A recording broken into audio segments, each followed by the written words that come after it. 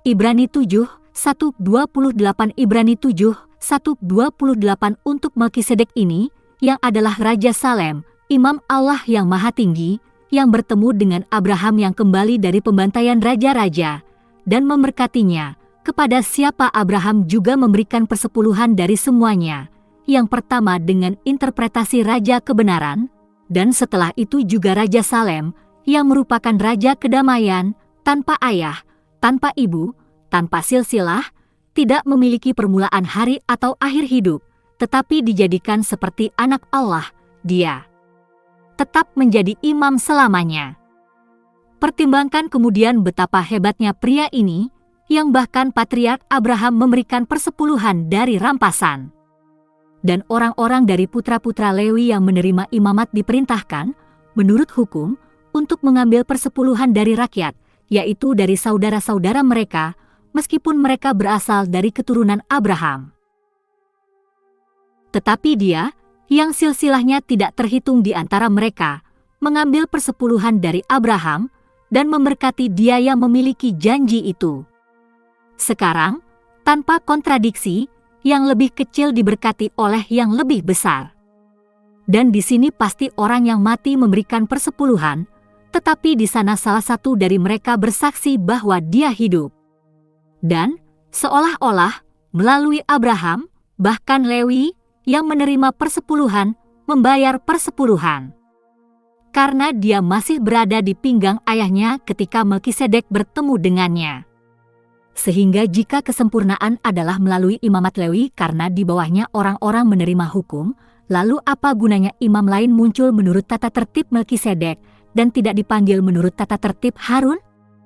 Sebab, mengubah imamat, tentu juga ada perubahan hukum. Karena dia yang dibicarakan tentang hal-hal ini berasal dari suku lain, yang darinya tidak ada yang pernah melayani di mezbah, sebagaimana nyata bahwa Tuhan kita berasal dari Yehuda, dan mengenai suku itu Musa tidak pernah berbicara tentang imamat. Dan bahkan lebih nyata lagi, jika imam lain muncul seperti Melkisedek, yang tidak dibuat menurut hukum perintah duniawi, tetapi menurut kebajikan hidup yang tidak dapat binasa. Karena dia bersaksi demikian, engkau adalah seorang imam selamanya menurut peraturan Melkisedek. Karena perintah sebelumnya dibatalkan karena kelemahan dan kesia-siaannya, karena hukum membuat tidak ada yang sempurna, dan dari jenis ini harapan yang lebih baik diperkenalkan, yang dengannya kita datang kepada Tuhan. Dan karena bukan tanpa sumpah, karena sesungguhnya mereka yang tanpa sumpah dijadikan imam, tetapi dia dengan sumpah demi dia yang berkata kepadanya, Tuhan telah bersumpah, dan tidak akan bertobat, engkau adalah seorang imam selamanya menurut peraturan Melkisedek, dari perjanjian yang jauh lebih baik, Yesus dijadikan penjamin. Dan memang mereka yang dijadikan imam dalam jumlah besar, karena dengan kematian mereka terhalang untuk tetap tinggal, tetapi yang satu ini, karena dia tetap selamanya, memiliki imamat yang kekal. Oleh karena itu, dia juga mampu menyelamatkan dengan sempurna mereka yang datang kepada Tuhan melalui dia, karena dia selalu hidup untuk menjadi perantara bagi mereka. Karena itu cocok untuk kita sebagai imam besar, suci, tidak berbahaya, tidak tercemar, terpisah dari orang berdosa, dan dibuat lebih tinggi dari surga, bahwa dia tidak perlu, seperti para imam besar, mempersembahkan korban setiap hari, pertama untuk dosanya sendiri, dan kemudian untuk dosa orang banyak. Untuk ini dia melakukannya sekali, dengan menawarkan dirinya sendiri. Karena hukum membuat orang lemah menjadi imam besar, tetapi kata sumpah, yang datang setelah hukum, membuat anak sempurna selamanya.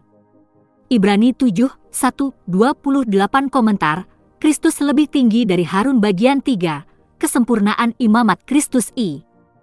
Karena tata tertibnya pertanyaan diskusi dari pasal ini, sebutkan beberapa cara di mana keimaman Yesus lebih unggul daripada keimamatan Lewi. Ayat November 14. Keberatan apa yang dapat dimiliki orang Yahudi untuk mengklaim bahwa Yesus adalah imam besar kita? Adakah hari ini yang dapat dianalogikan dengan imamat Lewi? Ayat 15-17. Bagaimana Kristus seperti Melkisedek? Ayat 18, jika peraturan sebelumnya lemah dan tidak berguna, lalu mengapa Tuhan menetapkannya? Galatia 3:19-25 di ayat 11,19, mengapa kesempurnaan tidak dapat dicapai oleh hukum? Ayat 19, apa yang dimaksud dengan harapan yang lebih baik? Dalam ayat 20-22 mengingat Ibrani 6:16-18, apa yang begitu penting tentang Allah yang meneguhkan keimamatan Kristus dengan sumpah? Ayat 25, apa artinya bahwa Kristus selalu menjadi perantara bagi kita? Dan apa bedanya jika dia tidak menjadi perantara? Lihat juga Roma 8:26-27. Bagaimana syafaat ini juga terkait dengan keselamatan orang beriman?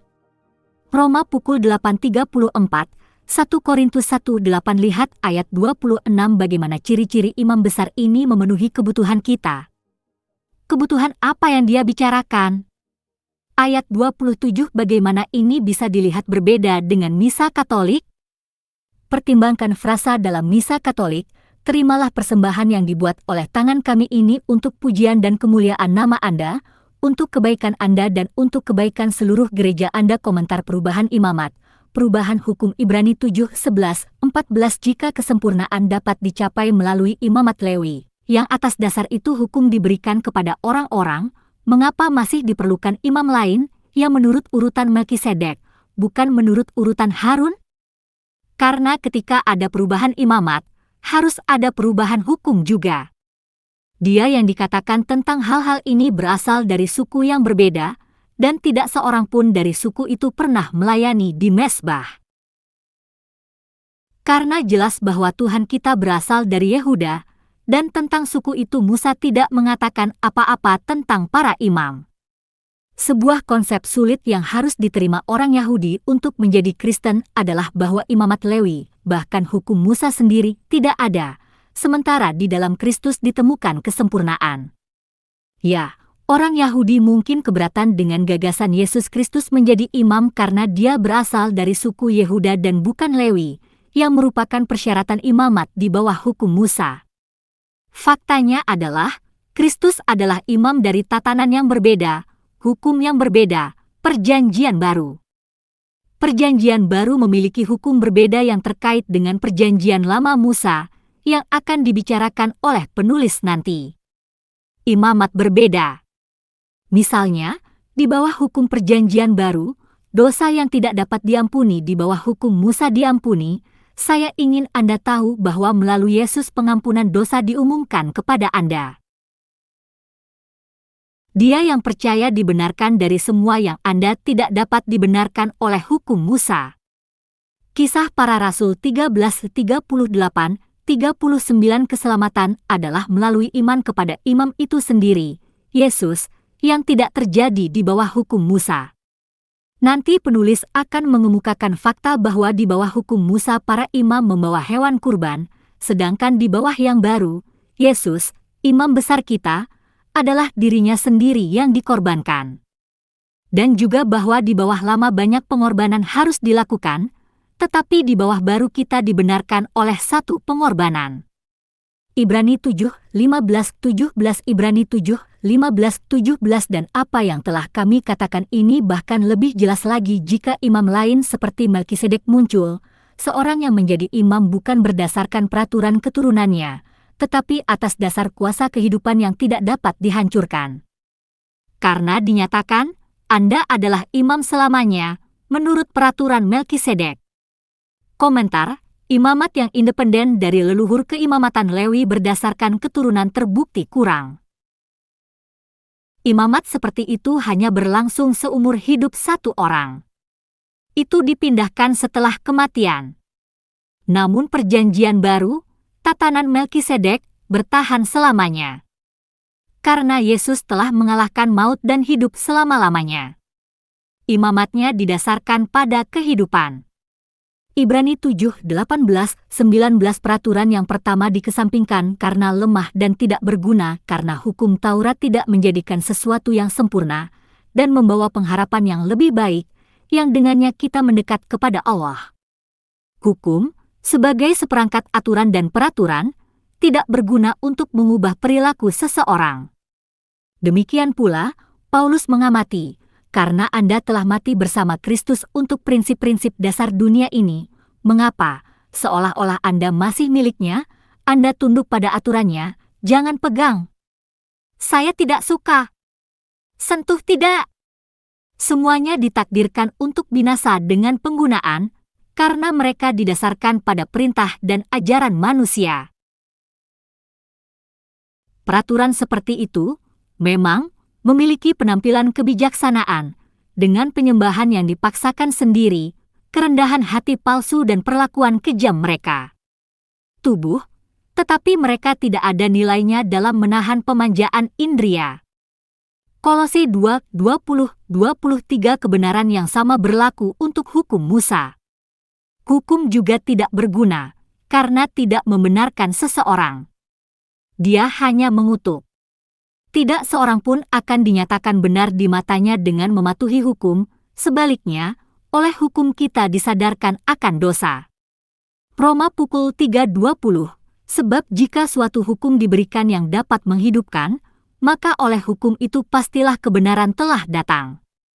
Galatia pukul 3:21 hukum tidak berguna untuk menyelamatkan manusia. Tetapi, apa yang tidak dapat dilakukan oleh hukum, karena dilemahkan oleh sifat berdosa, Allah melakukannya dengan mengutus anaknya sendiri dalam rupa manusia berdosa untuk menjadi korban penghapus dosa. Roma 8:3 hukum tidak memberikan harapan dan, pada kenyataannya, membawa kita ke tempat tanpa harapan. Tetapi di bawah perjanjian baru kita memiliki harapan yang lebih baik. Kristus meniadakan hukum itu dalam dagingnya dengan perintah-perintah dan peraturan-peraturannya. Efesus pukul 2:15 supaya tuntutan-tuntutan hukum yang benar dapat digenapi sepenuhnya di dalam kita, yang tidak hidup menurut sifat dosa, tetapi menurut roh. Roma 8:4 Ibrani 7:20-22 Ibrani 7:20-22 dan itu bukan tanpa sumpah. Yang lain menjadi imam tanpa sumpah, tetapi dia menjadi imam dengan sumpah ketika Tuhan berkata kepadanya, Tuhan telah bersumpah dan tidak akan berubah pikiran, kamu adalah imam selamanya. Komentar, saya jamin. Di bawah hukum Musa, imamat diberikan melalui perintah, melalui peraturan. Itu tidak datang dengan jaminan. Faktanya, Tuhan membunuh 2 anak laki-laki Harun karena mereka berperilaku buruk sebagai imam, seperti yang dia lakukan pada kesempatan lain. Tetapi Kristus diberikan jaminan. Ini adalah salah satu aspek dari perjanjian baru yang dilengkapi dengan jaminan, dan ada jaminan lain yang terkait dengan perjanjian baru. Mereka yang berada di bawah perjanjian baru memiliki jaminan hidup kekal, dan mereka dilahirkan kembali, diberi roh Allah, yang merupakan simpanan yang menjamin warisan kita sampai penebusan mereka yang menjadi milik Allah untuk memuji kemuliaan-Nya.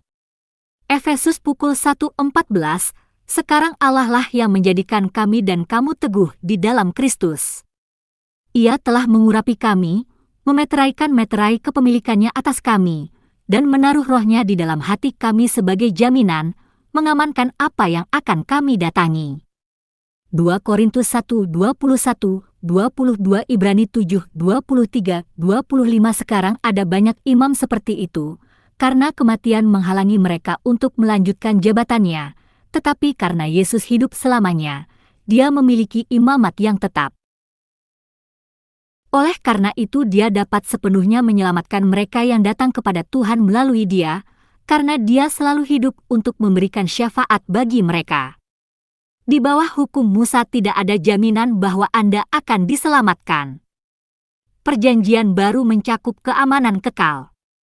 Mereka yang datang kepada Tuhan melalui Kristus akan diselamatkan sepenuhnya, diselamatkan secara maksimal, diselamatkan selamanya.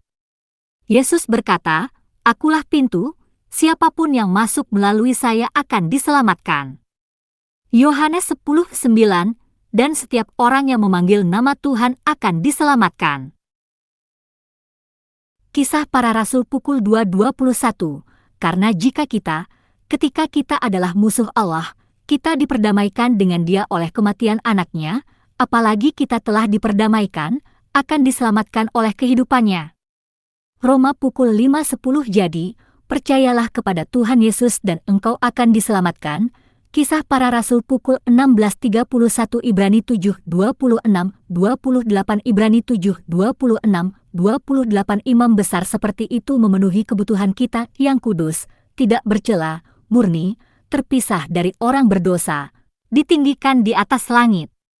Berbeda dengan imam besar lainnya, dia tidak harus mempersembahkan korban hari demi hari, pertama untuk dosanya sendiri dan kemudian untuk dosa orang banyak. Dia berkorban untuk dosa-dosa Anda sekali dan untuk selamanya ketika dia mempersembahkan dirinya sendiri. Karena hukum membuat orang lemah menjadi imam besar, tetapi sumpah, yang datang setelah hukum, merupakan putra yang disempurnakan selamanya. Komentar, sekali dan untuk selamanya apa gunanya sesama pendosa berbicara kepada Tuhan atas nama Anda? Tidak heran elit agama, para pendeta dan sejenisnya, bangga karena mereka mengembangkan kesalahpahaman bahwa, karena mereka adalah pendoa syafaat, mereka lebih tinggi dari orang yang mereka syafaat. Kebutuhan kita adalah seorang juru selamat, perantara yang berkenan kepada Allah, yang berarti ia harus tanpa dosa. Kami tidak memiliki imam besar yang tidak dapat bersimpati dengan kelemahan kami, tetapi kami memiliki Dia yang telah dicobai dalam segala hal seperti kami, namun tanpa dosa. Ibrani pukul 4:15. Sementara para imam Lewi secara berkala mempersembahkan banyak hewan kurban, satu-satunya kurban yang Kristus persembahkan dari dirinya di kayu salib sudah cukup untuk menebus dosa Allah. 1 Petrus pukul 3:18. Dia juga tidak masuk surga untuk mempersembahkan dirinya berulang kali, sama seperti imam besar setiap tahun memasuki ruang maha kudus dengan darah yang bukan miliknya.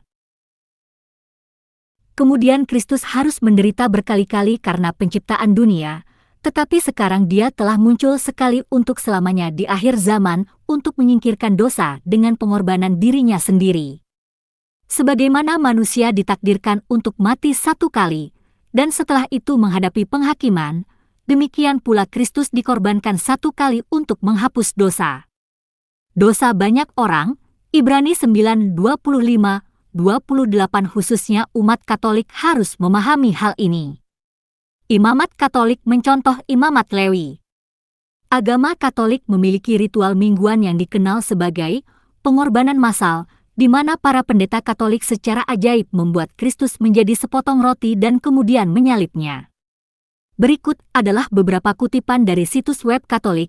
Korban misa bukan hanya persembahan pujian dan ucapan syukur, atau sekadar peringatan akan kurban di kayu salib.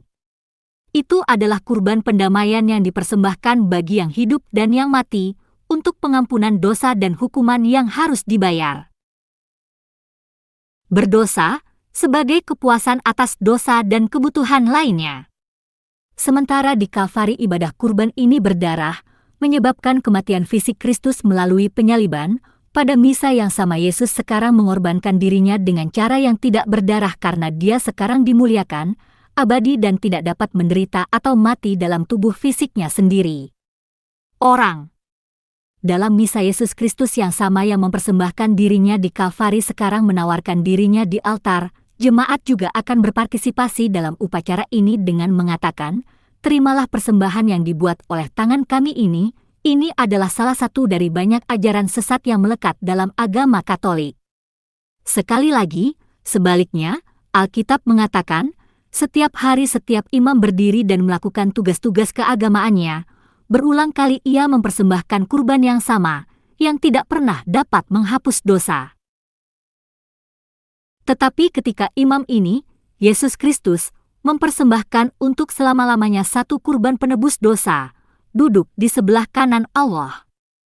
Umat Katolik harus memutuskan antara menaruh iman mereka pada imamat Katolik dan kurban misa, atau menaruh iman mereka pada Yesus Kristus dan satu-satunya kurbannya.